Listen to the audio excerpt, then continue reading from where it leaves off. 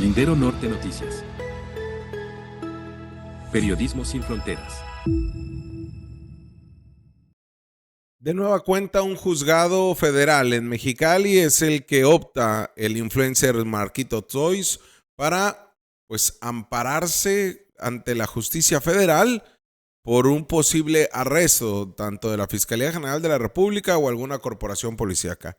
Otra vez es Mexicali y le vamos a comentar acá cuando promovió el amparo. Ya se lo concedieron, al menos la suspensión de pleno, y esto qué implicaciones tiene, sobre todo tras esta persecución en la que existe o en la que se metieron los propios influencers en esta guerra entre chapitos y mayos. También estaremos hablando el día de hoy sobre, dice la gobernadora del estado que su conciencia está tranquila y que su esposo, Carlos Torres, quien era un trabajador o funcionario del gobierno del estado, no ha sido citado ante la Fiscalía General de la República. Sobre eso también estaremos hablando, al igual que la presentación de un libro que desgarra una historia del asesinato de una joven profesionista, fotógrafa, cuya mamá periodista hace un libro de lo que es considerado como un crimen de Estado, un doble feminicidio y un homicidio calificado. Un libro que se presentó esta semana y que Antonio Eras, quien dirige este espacio informativo, fue una de las personas que presentó justamente este libro. Al igual estaremos hablando sobre la tenencia. Mucha confusión se generó con la tenencia vehicular, si la van a cobrar en Baja California, si ya la cobraban, si ahora iba a ser obligatoria para todos. ¿Qué es lo que va a pasar con la tenencia de vehículos? También eso lo estaremos refiriendo. Y vaya bronca que está generándose en el sindicato de burócratas porque ya reventaron una sesión al grito de fuera Selene por la elección a la dirigencia municipal o a la sección Mexicali del sindicato de burócratas. Esto y otros temas. Ya iniciamos.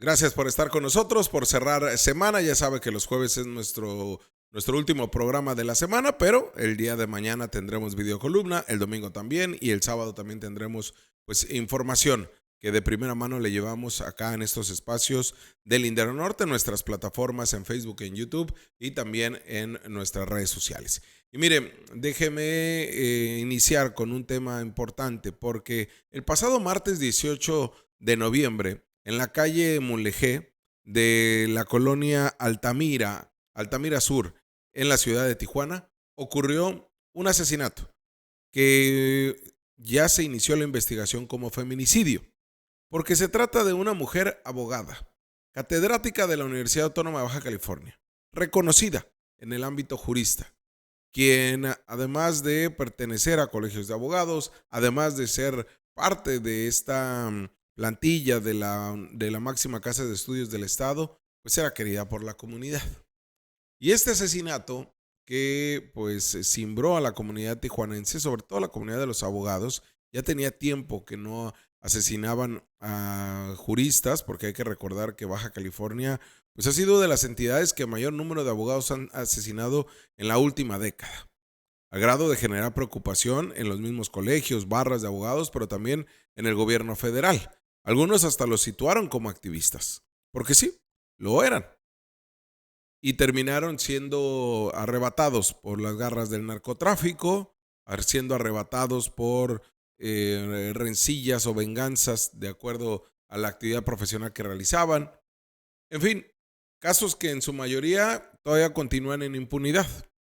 Pero el caso de Emilia Ortega Aceves, ahora ha terminado por tener otro componente, porque se da en un marco en donde estos asesinatos generan mucho ruido, porque ya le digo, mujer querida, identificada con la comunidad jurista, participativa, y que además de eso, la forma en la que fue ultimada a bordo de su vehículo alrededor de las 8 de la mañana, a plena luz del día, del pasado martes 18 de noviembre.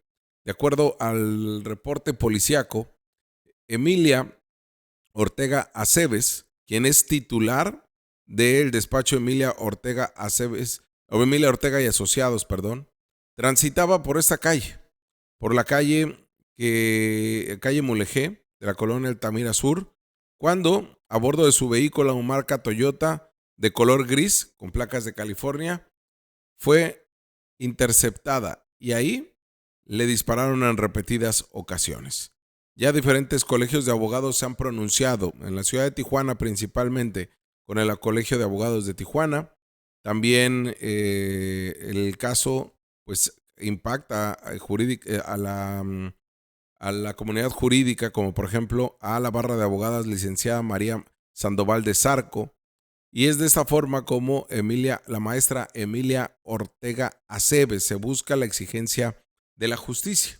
Y el último comunicado que se emitió fue pues por parte de este despacho de abogados que conforman de este colegio de abogados, de esta federación, que conforman una gran parte de despachos. Y estamos hablando de este colegio estatal de asociaciones de abogados de Baja California, cuyo presidente, el doctor Elías Flores Gallegos, y la secretaria Roxana Herrera Telles, hicieron un llamado a la gobernadora del estado como parte de este consejo estatal, en donde pues señalan que además principalmente repudian, ¿no? Obviamente, el cobarde asesinato de la doctora Emilia Ortega Aceves, y señalan: hemos visto tristemente y con preocupación cómo la delincuencia se ha apoderado de nuestro estado en años recientes, afectando al Estado de Derecho, la paz y tranquilidad de las y los bajacalifornianos. Los delitos de todo tipo se siguen cometiendo cada día y cada vez con mayor crueldad e intensidad. De forma respetuosa, este colegio estatal de abogados le solicitan enérgicamente, dice textualmente, se tomen acciones inmediatas para establecer el orden y tranquilidad en nuestro estado, a través de una real y verdadera estrategia efectiva de seguridad, de combate frontal a la delincuencia y una verdadera prevención al delito. La Secretaría de Seguridad y Protección Ciudadana sigue fallando a los ciudadanos, señala el abogado Elías Flores Gallegos, a nombre de este colegio, de este Consejo Estatal de Asociaciones de Abogados. Señalan que no combaten la delincuencia ni previenen la comisión de delitos. Exigen cambios inmediatos en los mandos de dicha secretaría que garanticen resultados en el corto plazo. Los militares son parte del problema, aseveran contundentemente este grupo de barras y colegios de abogados. No son el problema, no son la solución. Exigimos una pronta investigación del homicidio de la doctora Emilia Ortega Aceves por parte de la Fiscalía General del Estado para que este crimen no quede impune y los responsables materiales e intelectuales sean juzgados por sus acciones. Son tiempos de crisis política en el estado, pero es momento de unidad entre los bajacalifornianos. Lo que afecta a uno nos afecta a todos, por lo que ofrecemos nuestro apoyo para que juntos y unidos trabajemos en favor de nuestro estado. Así lo establece Eve la firma, fechado el día de ayer, 19 de noviembre, un día después de que se ocurrió este asesinato. El pronunciamiento de las diferentes barras así lo han hecho, y no así, por ejemplo, cuando han matado a empresarios, Los empresarios, salvo Octavio Sandoval, ¿no?, que es parte del Consejo Coordinador Empresarial, salvo, por ejemplo, Cana y Pesca, en el tema de los asesinatos de empresarios en Ensenada, se pronunciaron. Pero acá los abogados se están hermanando, abogados y abogadas, diferentes pronunciamientos, un mismo sentido, repudian el asesinato y esperan se esclarezca cuanto antes esto. Este tema, además, hablemos de la seguridad, pero ahora en el Valle de Guadalupe, porque vitivinicultores, casas vitivinícolas, enólogos, restauranteros, quienes realizan eventos masivos, promotores de eventos, empresarios y la ciudadanía también en general, pues han demandado, han exigido justicia para la situación de violencia que se vive, prevención en materia del delito, seguridad, y que tengan un servicio público justamente de seguridad pública ad hoc a lo que tanto se promueve en el Valle de Guadalupe. lo ponen al Valle de Guadalupe en gobierno del estado como el centro, la cereza del pastel. Punto donde el baja californiano presume que esto es lo que tenemos para que tanto las clases de económicas altas o a quienes decidan gastar su dinero, extranjeros internacionales y nacionales vengan, pero también para quienes residen en el estado. El problema es que no nos garantizan seguridad. El problema es que el narco opera con toda impunidad en la zona del Tigre, en la zona de la Misión, en la zona del Zarco, en la zona del Porvenir, del Ejido Porvenir, en la zona de San Antonio de las Minas, en todo este complejo de colonias, ejidos que tiene el Valle de Guadalupe, y no pasa nada. Lo mismo pueden matar a policías en una gasolinera harto transitada y con la cooperación de otros policías, los narcos huyeron o los sicarios huyeron de la zona en sentido contrario, videograbados, y no detuvieron a nadie. Como lo mismo, pueden asesinarte al exterior de tu casa, o si vives a un costado, y la presencia importante de narcomenudistas, temas de privaciones ilegales de la libertad que han ocurrido en el Valle de Guadalupe. Todo esto, además del tema del agua, ha generado preocupación en este sector de la población económico. Veamos qué dijo el día de hoy, porque no estaba ni Kurt Honnold, no estaba ni el secretario de Seguridad, no había nadie más que, ahora sí que el bateador emergente, que era Badiola, quien es el encargado de relaciones públicas del gobierno del estado, quien se sacó de donde dijo, oye, pero a mí, ¿por qué yo ni sé de qué voy a hablar?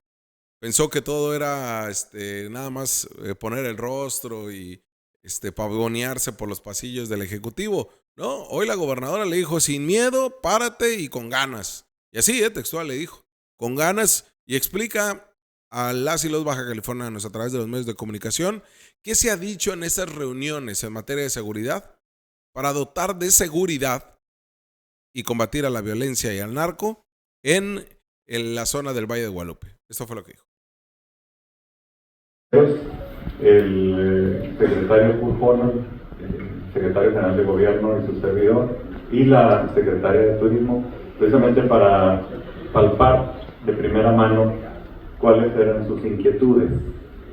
Y al margen de ello, el gobierno del estado ha estado implementando medidas para apoyar al valle. Particularmente ya se tiene un programa de pavimentación, ya se tiene la idea por parte de la Secretaría de Seguridad de poner una especie de comandancia en el Valle de Guadalupe, precisamente para ayudar y coadyuvar al incremento de las facilidades pues, que ofrecen los hoteles y los servidores turísticos en el valle.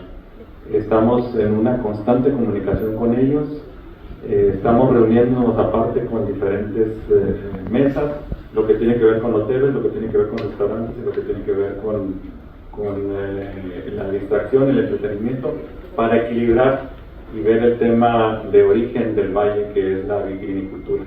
De manera que se está tomando en cuenta todas las voces del valle.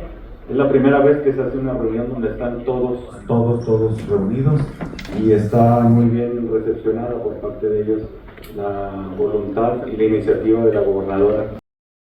Al final eso es lo que tuvimos, ¿no? Pedimos mayor información a profundidad, pero pues nos dieron a Badiola con una explicación muy, pues muy por encimita, ¿no? De lo que realmente es algo grave y que preocupa, que como decía la gobernadora hoy, hay mesas de trabajo en materia de seguridad y lo que queremos saber es qué pasa en esas mesas, ¿no? Hoy lo que se adelanta a Badiola, como encargado de Relaciones Públicas del Estado, es que habrá una comandancia en la zona del Valle de Guadalupe. ¿Cuántos operativos? ¿Quién la va a trabajar? ¿De qué manera se van a coordinar con las demás corporaciones?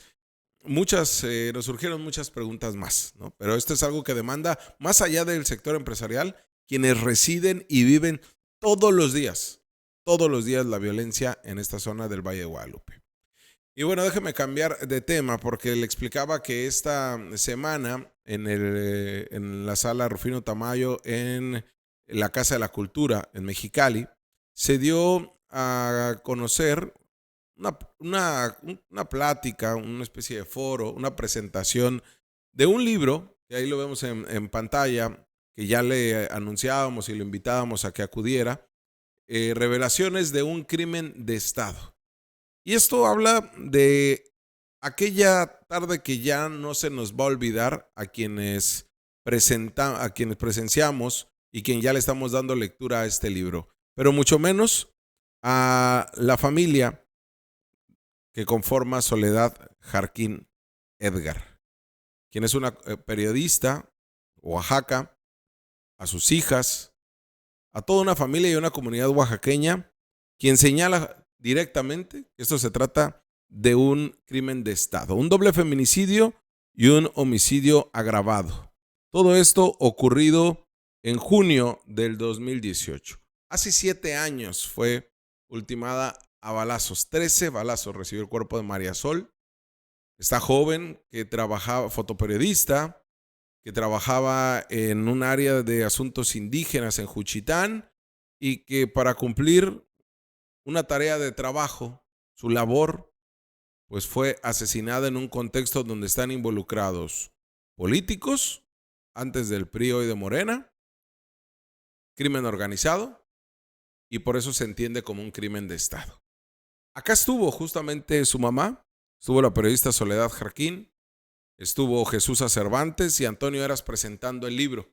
¿Y qué les parece? Pues sí, es justamente Antonio Eras que nos da más detalles del mismo y de lo que significó este encuentro, que estuvo llena la sala. Estuvieron madres y padres de personas desaparecidas en Baja California, en Mexicali.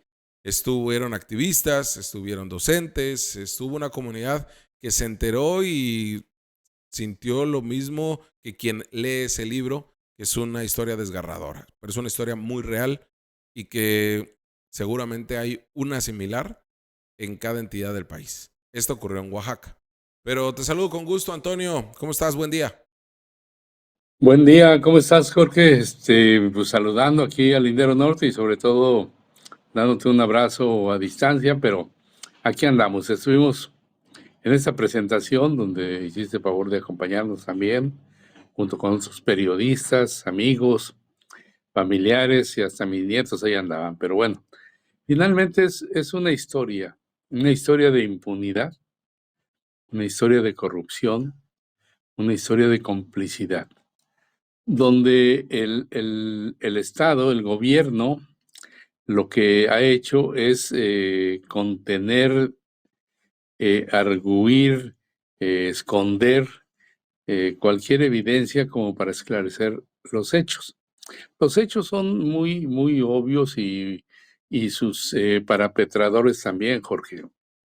¿Por qué? Porque son políticos que estuvieron en el PRI, incluido el exgobernador Murat, que era priista en sus épocas de priista, ahora es morenista, era el senador de la República en ese entonces y que ahora es gobernador morenista de Oaxaca.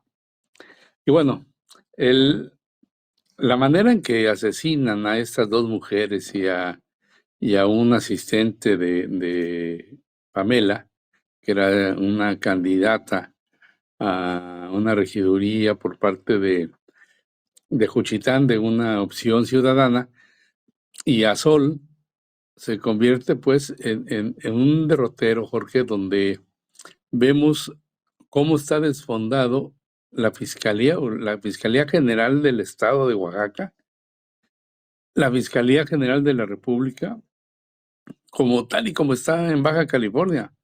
O sea, no vemos mucho camino abierto.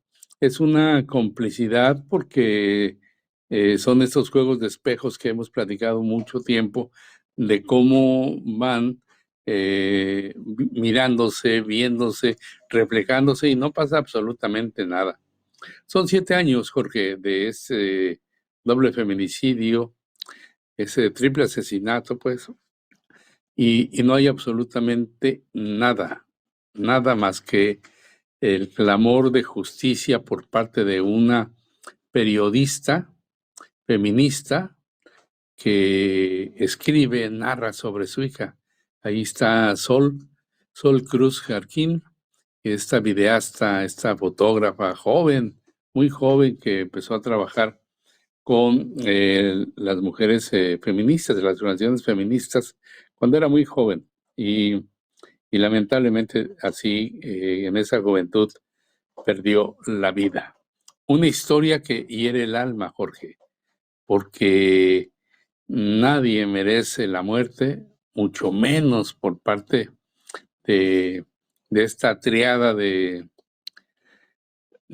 pues del mal que se ha convertido el gobierno, los la fiscalía y el crimen organizado, o los políticos, ¿no?, aliados con el crimen organizado. Este asunto lo vemos así, lo vemos en Michoacán ahora con Carlos Manso, lo vemos en Baja California, y es algo que duele. ¿Y sabes por qué duele, Jorge? Por la impunidad, por esos mensajes de impunidad. Hoy te estaba escuchando y vemos que la seguridad se volvió un asunto de relaciones públicas, ¿no? Sí. Es algo que es inenarrable. Y hay otro dato más, regresando al asunto que estabas viendo antes de que habláramos del libro, y es que hay un rezago de 2 años, bueno, o sea, desde hace 2 años debió de haberse instalado un cuartel de la Guardia Nacional en Valle de Guadalupe. ¿Saben por qué no se ha hecho? Porque los militares que están al frente de la Guardia Nacional en Baja California decidieron que el espacio que se les dotaba no era el adecuado, porque tiene que ser a pie de carretera, tiene que estar en la zona bonita de Valle de Guadalupe y en Zarco, porque lo que quieren es una especie de zona de descanso para los militares y la Guardia Nacional. A ese nivel, Jorge, o sea, y además se les estaría donando el terreno. Su función es la seguridad, no venir a pasearse al Valle de Guadalupe, a la zona vitivinícola mediterránea de México, para hacer ese tipo de cosas. Pasa lo mismo allá en Oaxaca, Juchitán, en este desarrollo eólico que se da ahí en la Ventosa, en la zona de la Ventosa, donde pues se da todo un desarrollo económico y hay muchos intereses económicos, pero también está el crimen organizado, pero también están los políticos en complicidad con el crimen organizado, y esos cacicazgos, Jorge, que vemos en todas partes. Este caso de Sol nos deja muy pensativos, porque es una situación que lacera y hiere el alma, como te decía, y además hay un clamor de justicia. Sí.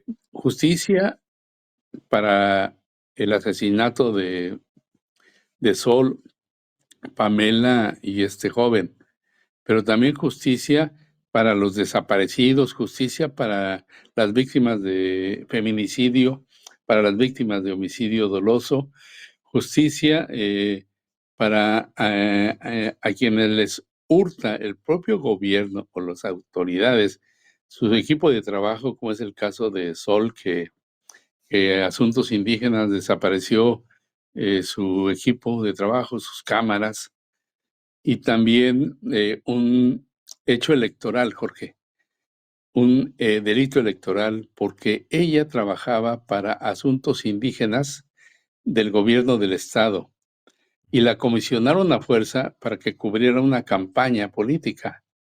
Eso es un delito electoral, y a partir de desenmarañarse esto, podría darse bien a bien con quiénes son los autores intelectuales, cuál es el entorno, cuál es el contexto.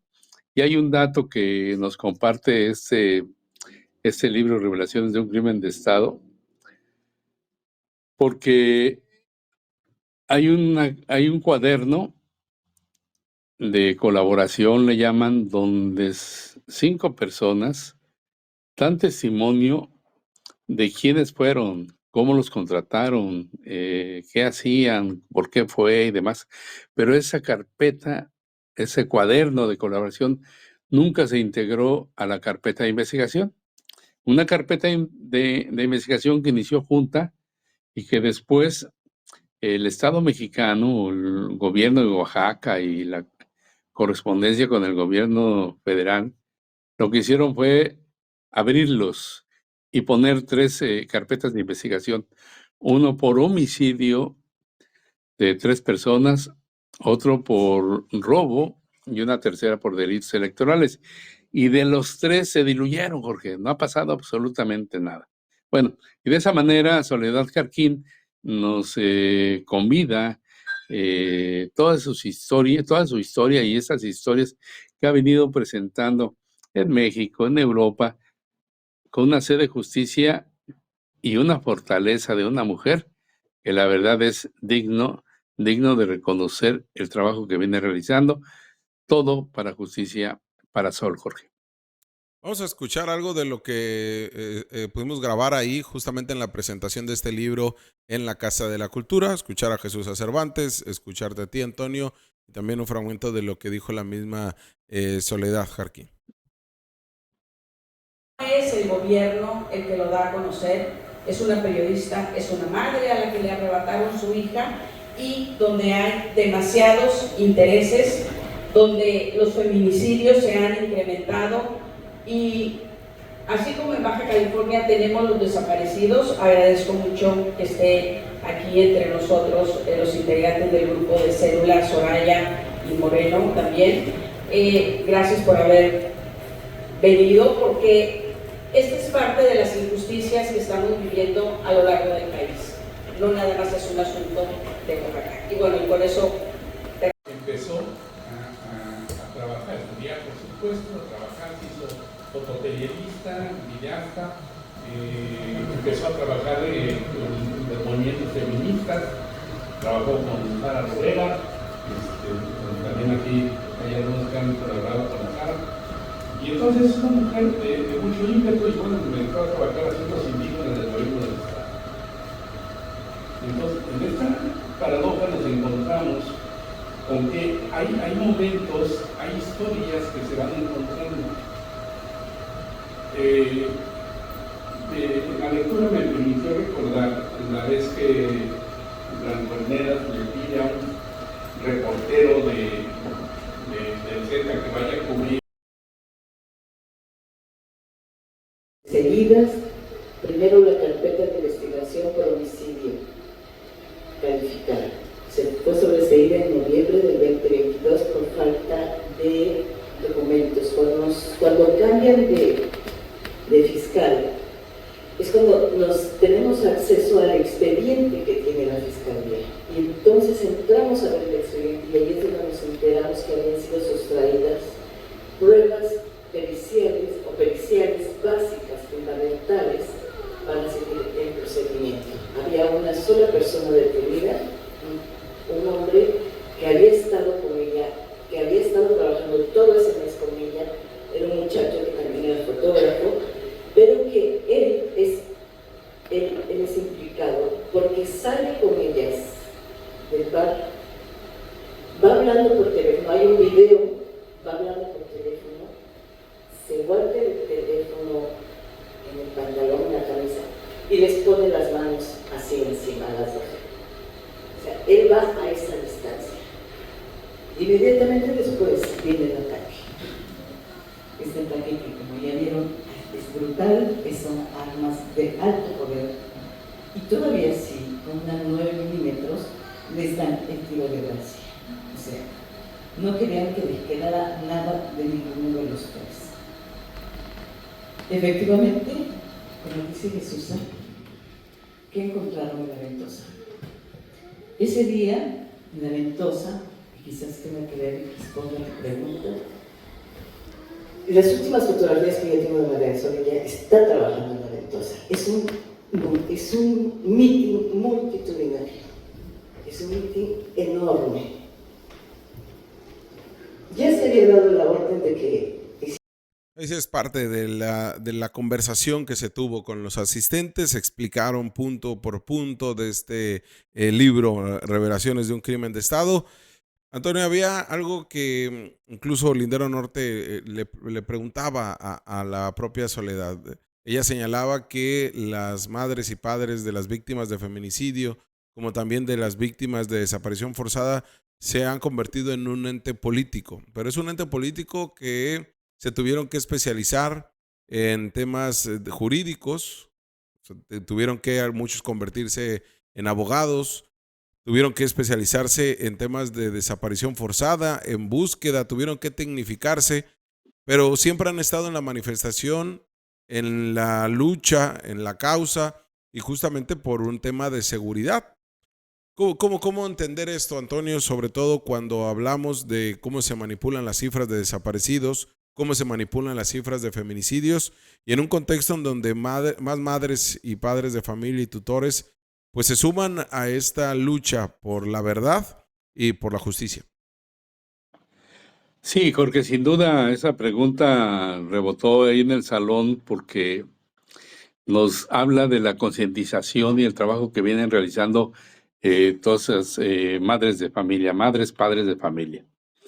El convertirse en la resistencia, el convertirse en espacios de reflexión y de señalamiento de que hay memoria y no hay perdón, porque tampoco, se ha polarizado mucho esta situación y cada día se les cree menos a los gobernantes, porque lo que plantean estas agrupaciones y asociaciones es que detrás de cualquier delito de esta naturaleza está el político, está el gobierno, sea del partido que sea del PAN, del PRI, de MC, de Morena, del PT, de todos. O sea, no se salva, ¿no? Y lamentablemente han tenido que hacer de una manera emergente un trabajo de investigación, de activismo, de abogacía, de justicia, de memoria viva de cada caso. Entonces tenemos una situación muy difícil a nivel nacional y lo peor de todo, Jorge, es que hay un desdén tremendo de las autoridades, no voltean a ver, no les interesa, Jorge. O sea, y eso es muy grave porque eso se vuelve injusticia, eso se vuelve insensibilidad, si no es que ya lo es, y se vuelve simplemente una connivencia del querer hacer las cosas, voltearse o no querer hacer las cosas, voltearse a otro lado. Y la verdad, yo te agradezco mucho el espacio y sobre todo tu presencia en esta presentación, como a Marta Eugenia Dávila, que fue quien nos Y convocó claro, y pudimos hacer este trabajo, a los compañeros periodistas que subieron ahí y la verdad es algo que vale mucho la pena. Tenemos que reflexionar, Jorge, las cosas no están bien, el horno no está para bollos. Y la única manera de recuperarnos, de recoger lo que nos queda, de reorientar, de transitar en espacios de tranquilidad y paz social, es reconociendo nuestros problemas, no escondiéndolos. uh-huh. La no repetición. O sea, de repente vemos y recordamos, por ejemplo, artero ataque que te hicieron. Y tú dices, bueno, está judicializado, ahí está la fiscalía, pero ¿por qué tuviste que incorporar a un abogado para que esté caminando el asunto y no pase lo de siempre, que es la impunidad? O que quedaron mal los expedientes, o que el informe homologado. No se puede, para eso está la representación social. La fiscalía es la representación social, no son los abogados de las víctimas, pero sí está peor porque son los abogados de la sociedad.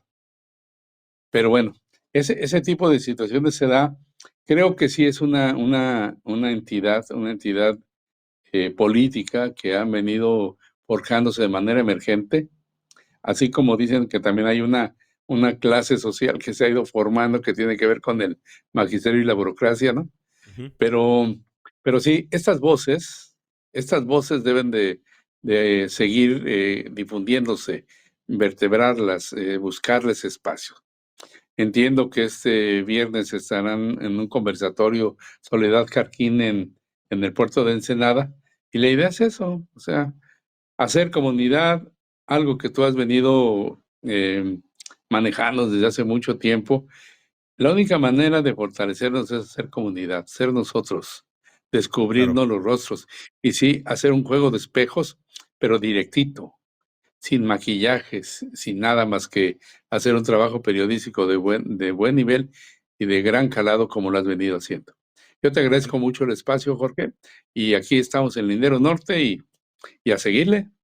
Antonio, antes de que te nos vayas, ahorita vamos a pasar al siguiente tema que tiene que ver con el seguimiento a estos citatorios que les giraron la Fiscalía General de la República y en donde al parecer el único que dice, a mí sí me lo mandaron, pero no sé de qué se trata, es Ismael Burgueño. Hoy la gobernadora señala que a Carlos Torres no le han girado ningún citatorio, están relacionados temas de lavado de dinero y es una investigación de la Fiscalía General de la República que se filtró a medios de comunicación. ¿Qué opinión o análisis te merece, Antonio, todo este embrollo y sobre todo, pues lo que ayer le preguntaba al Rudy, ¿se trata de un fuego interno o como le llaman, fuego amigo? ¿Qué sucede en este caso? Mira, algo que me llamó mucho la atención a partir de las declaraciones de Burgueño es de que te pones a analizar los documentos, en ese caso los citatorios. Son citatorios oficiales, con número de oficio, con fecha, y hablan de algo que es muy importante. Dos cosas, Jorge. Uno, que hay una carpeta de investigación y que estos oficios se giraron a fines de octubre. Y hay otro dato, que ubica a estas personas como imputados. Nada de que una denuncia anónima no me pueda hacer nada. Claro que sí. O sea, bueno, seguramente él se refería a alguna denuncia anónima, Burgueño me refiero, pero Sí. una carpeta de investigación se abre a partir de una investigación que hace la Fiscalía. Si los citatorios no han llegado, ese es otro brete, Jorge. Ujú. El problema es de que tenemos al menos a 5 personas del sector político, empresarial, gubernamental, que están siendo citados a declarar sobre un asunto de lavado de dinero y que se ha mantenido así. Dice Burgueño que es una vacilada. Yo no lo vería tan superficial. Creo que sus abogados, dice tenerlos, tendrían que estar tocando la puerta, igual de Carlos Torres, su hermano Luis Torres, Fernando Salgado, tendrían que estar tocando la puerta, Armando Ayala, para ver de qué se trata, porque sí es un documento oficial. Claro. Y eso tiene que dimensionarse a ese nivel, porque no es de que me quieran hacer algo o quieran afectar mi imagen. No, pues es como cualquier hijo de vecino. Si hay un citatorio que trasciende, donde esté inmiscuido el nombre de Antonio Eras por X delito, pues yo tengo que ir. Sí. No me voy a esconder, ni voy a utilizar el espacio político para esconderme de que lo que quieren es afectarme y dañar mi imagen. No, porque lo que están obligados como servidores públicos, bueno, ya ahorita nada más son 2, ¿no? Los servidores públicos, Sí. Burgueño y Ayala, los Y otros son Armando Ayala. empresarios, pero como particulares, tienen que ver qué es lo que pasa, pues no son nuevos, ¿no? Ujú. Y si se le han entregado o no, yo entendía que hay una separación y un proceso de divorcio entre Marina del Pilar, perdón, y Carlos Torres. Claro. Entonces habría que checar si es así o no los encuentran. Acuérdate que muchos de los procesos se detienen porque no encuentran, aunque sean públicos, notorios su actividad, no encuentran el domicilio porque tienen que entregarlo de una manera específica. Entonces habrá que ver, Jorge, está muy sabroso. Yo no les quitaría el dedo del renglón porque son imputados. De acuerdo a esto, es el término que utiliza la Fiscalía General de la República sobre un delito que se llama lavado de dinero y sobre una carpeta de investigación que está fechada allá en la Ciudad de México, y la convocatoria es para que vayan a las oficinas centrales de la Fiscalía General de la República con esa causa penal, con esa carpeta de investigación, y obviamente que vayan con la Fiscalía Especializada. Eso va a dar mucho que hablar todavía, Jorge, ¿eh? No se trata de un borrego, no se trata de algo inventado. Y dice Burgueño que le preocupa que haya trascendido, que se hayan filtrado los documentos. Sí, tendría que preocuparse más sobre los delitos de que lo acusan.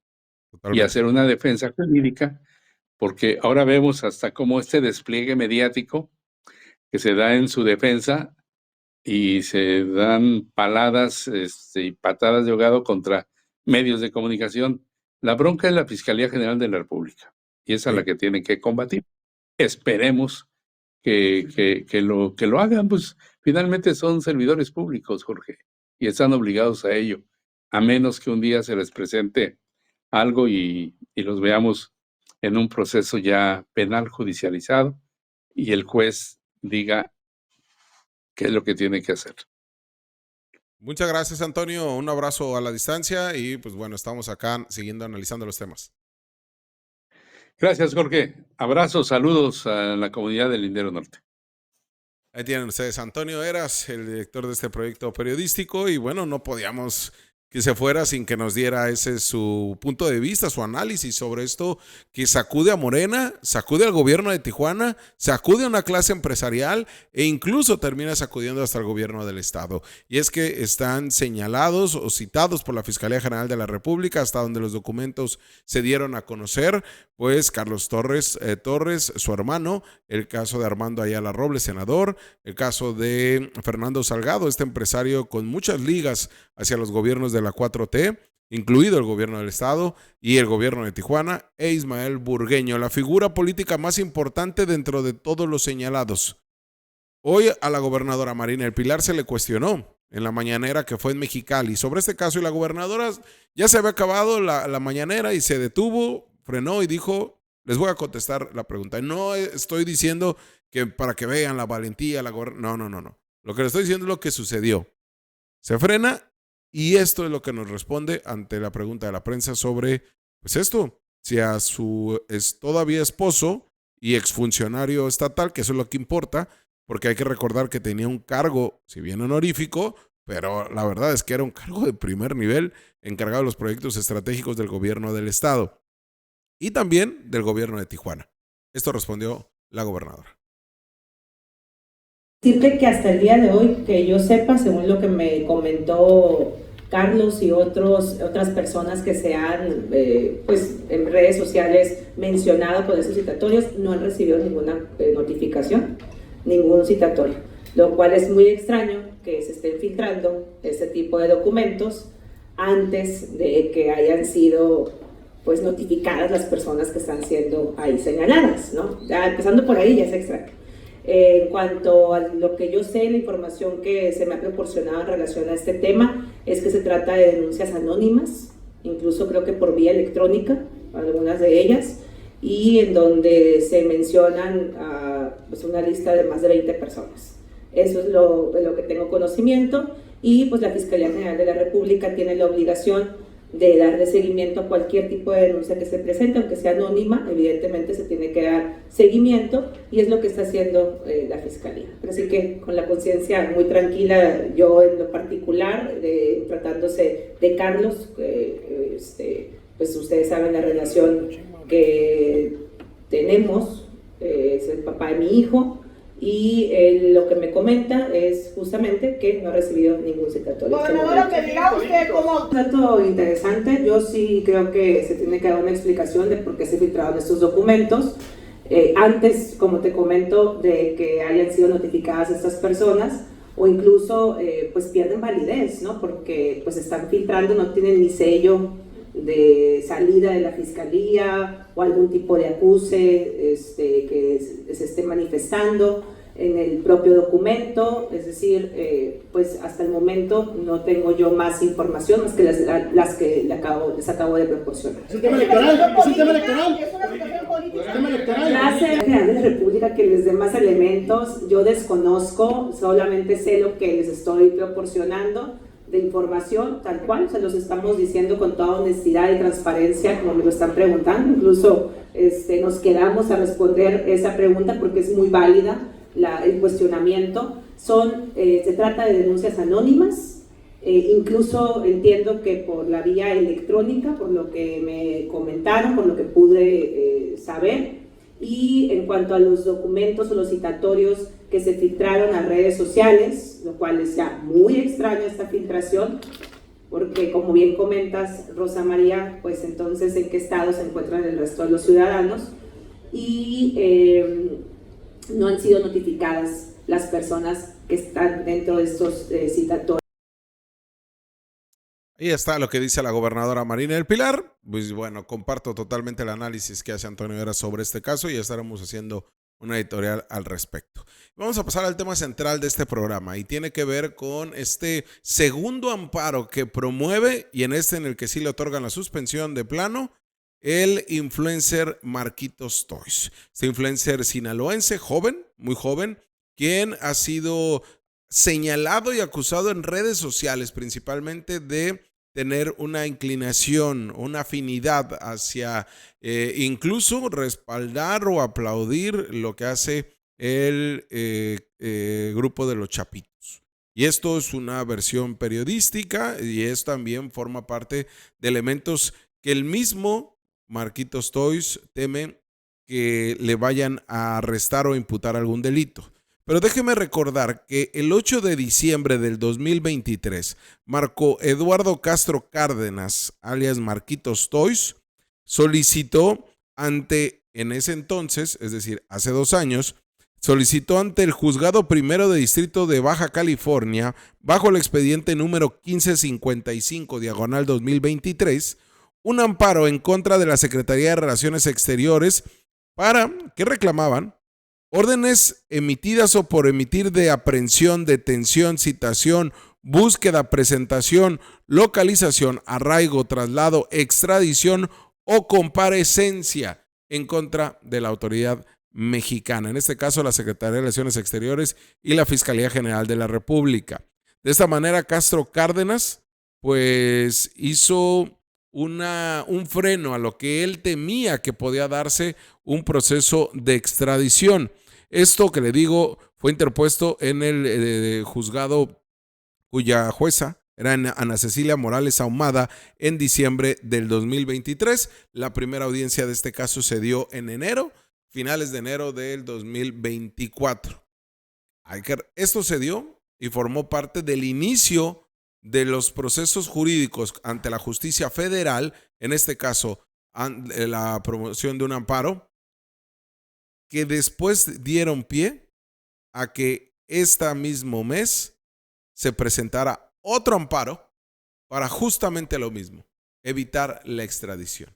Y este es el que vemos que se solicitó pues en estos días, porque en este caso la jueza Carla Garay Díaz del segundo juzgado de lo penal,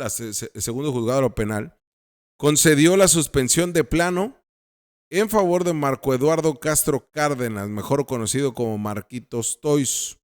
Esto hay que comentarlo, el amparo que se da ante el Juzgado Segundo de Distrito en materia penal en Mexicali. Los dos que había solicitado eran en Mexicali y este segundo que solicitó durante el mes de noviembre, pues se le dio el día de ayer, se le dio la suspensión de plano, aunque fue durante la primera semana de este mes que solicitó justamente este amparo. ¿Contra quién? Contra Presidencia de la República, contra Fiscalía General de la República, contra autoridades policíacas, contra la Secretaría de Relaciones Exteriores, porque señala que lo quieren arrestar, lo quieren detener, lo quieren llevar a que comparezca ante la autoridad o incluso teme por su extradición ante el gobierno de Estados Unidos, sabedor que la Fiscalía General de la República le está investigando por los señalamientos que ha habido en su contra de lavado de dinero hacia el grupo de los Chapitos. Hay que recordar que un periodista, el periodista Óscar Valderas, en julio del 2024, hace ya más de un año, hizo un reportaje en donde estableció que la Unidad de Inteligencia Financiera de la Secretaría de Hacienda y Crédito Público del Gobierno Federal investigaba al menos a 64 influencers por su presunta relación en redes de lavado de dinero con esquemas que estarían siendo investigados también por el gobierno gabacho. En estos 64 se encontraban los Toys, no solamente Marquitos, sino también uno de sus hermanos y también otro del mismo grupo que lo mismo se paseaban en Mazatlán, en Culiacán y exhibían lujos y su modo de vivir y muy chistosos, muy agradables, influencers al final del día, muchísimos seguidores, pero que estos 2 últimos años han sido de terror para ellos. Y eso no se le desea el mal absolutamente a nadie, por todo lo que han pasado, incluido el asesinato del hermano de Marco, del líder de los Marquitos Toys. Y es que recordamos que en el caso de la familia Castro Cárdenas, pues ha venido a estar rodeado del asesinato de uno de sus miembros, del ataque que se ha dado a sus casas, de la persecución incluso en contra de sus papás y de todo un escenario harto complicados para la familia del Marquitos Toys, tanto los que le integraban a este grupo de influencers como también el caso de su propia familia cercana, su cuadro familiar. Pero todo esto, le digo, ha sido parte de pues todo un elemento de persecución, pero no es política. Porque en Culiacán, gente que nos esté viendo en Culiacán y en Mazatlán saben muy bien, lo identifican muy bien. Yo no estoy diciendo que sea narco, ojo. Lo que sí estoy diciendo es que, de acuerdo a investigaciones periodísticas, pues se le señala, se le acusa por temas de lavado de dinero, al igual que a otros influencers.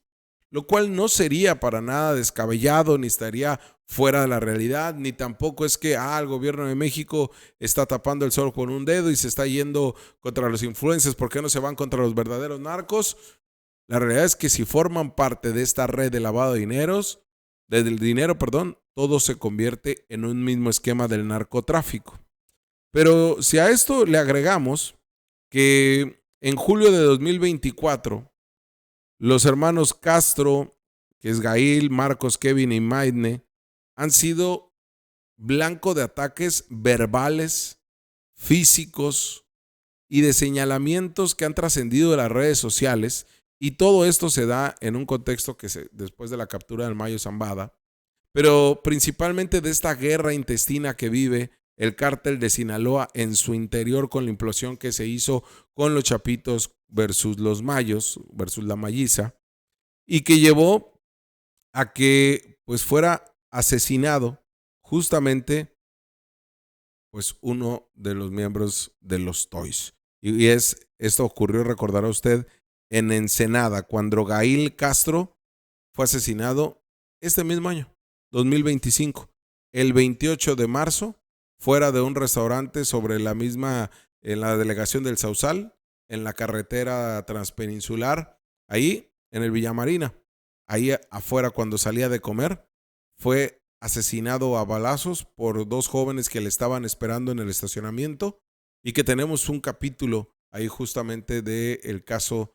de Gael Castro, del hermano de Marquitos Toys, que fue ultimado a balazos el pasado 28 de marzo y que llevó al señalamiento que había sido directamente la Malliza, que opera en el municipio de Ensenada y que ya le habían amenazado justamente de que era territorio del Mayo Zambada y que corría peligro. Aún así, fue a Villa Marina. Obviamente él es una víctima de un homicidio y sí, duele cuando matan a un joven, duele independientemente a lo que se dedicaba por la forma tan ruda que lo terminan por asesinar. O sea, no en vía pública, pero en un restaurante a las afueras, a plena luz del día y con una impunidad total, porque querían llevar y dar ese mensaje. Después fueron detenidos los asesinos de Gael Castro y pues se ha venido dando, le digo, ataques verbales, acusaciones en redes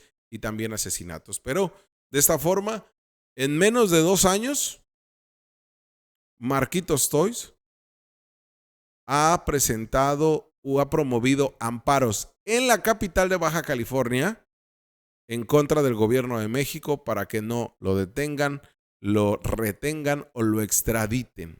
Hay temor por parte de Marquitos Toys. Y bueno, para cerrar, déjeme comentarle que el sindicato, vaya tiro que se tiene el sindicato de burócratas. Sí, el sindicato de burócratas sección Mexicali, que actualmente Selene Cota es quien lidera, porque no podemos llamarle que es la secretaria general, porque no lo es.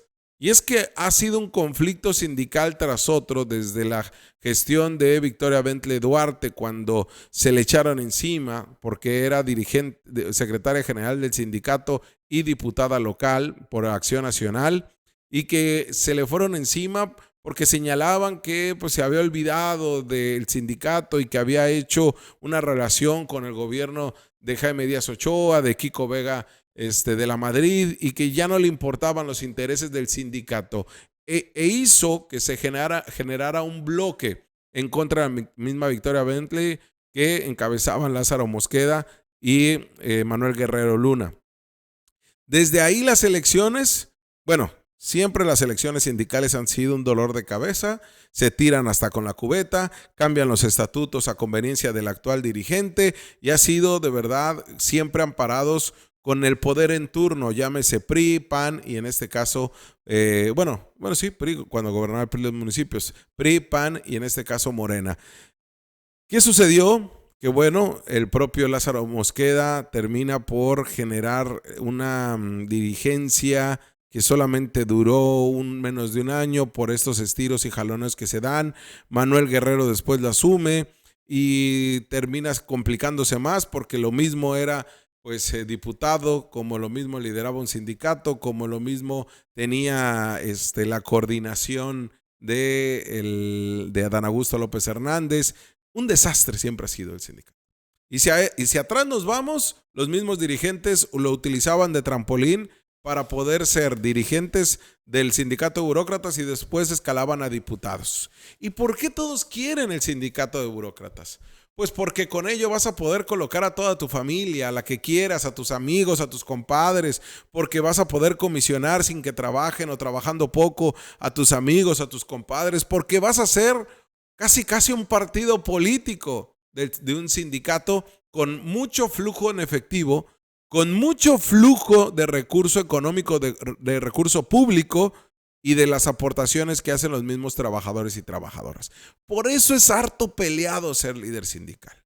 Y ahora que se están peleando la renovación, que será hasta el próximo año, del sindicato de burócratas, pues ya inició justamente con conflicto. El día de ayer, Selene Cota, la actual pues líder de una de las secciones del sindicato, pero que asumió porque hizo una especie de Juanito o Juanita para poder tener con otra persona la dirigencia y que a ella se le posibilitara después asumir la dirigencia estatal, pero el toma de nota no está su nombre. Entonces, dentro de estos artilugios jurídicos que hacen sindicalistas, los propios burócratas, pues terminó teniendo el control del sindicato, no en papel, pero sí de facto, Selene Cota. Y ahora busca lo que se entendería como su reelección. Pero como no es la dirigente, pues no es reelección. Así de turbio, de irregular, de raro es las elecciones de la burocracia, en donde votan todos y todas quien quieran hacerlo, ¿eh? Esto desde antes de la reforma del presidente Andrés Manuel López Obrador contra el sindicalismo charro y el sindicalismo corrupto y nada transparente. Acá ya lo hacían desde antes. Y justamente en Mexicali, donde más burócratas hay, es lo que te define muchas de las elecciones. ¿Qué sucede? Que Selene Cota ayer nombra un consejo electoral que le llamó comité electoral para así pues iniciar los trabajos rumbo a la elección. Es decir, ella sería juez y parte de una elección. Pues ayer convoca sesión extraordinaria y la reventaron. No la quisieron y hasta la corrieron. Veamos qué pasó. Le pedimos respeto, compañeros, por favor. Les pido respeto. Si no guardan silencio, no podemos continuar con la asamblea. Le pedimos respeto. Le pedimos respeto, por favor, compañeros. ¿Suspendemos la asamblea por esto? Levante la mano quien esté de acuerdo en que se suspenda la asamblea por esta situación. Falta cuatro.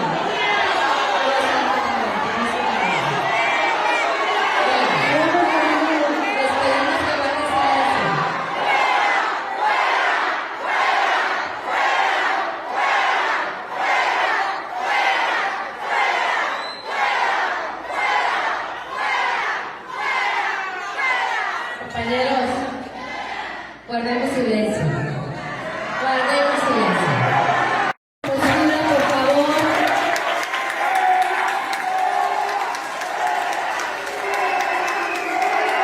Compañeros. Así la elección, así inició.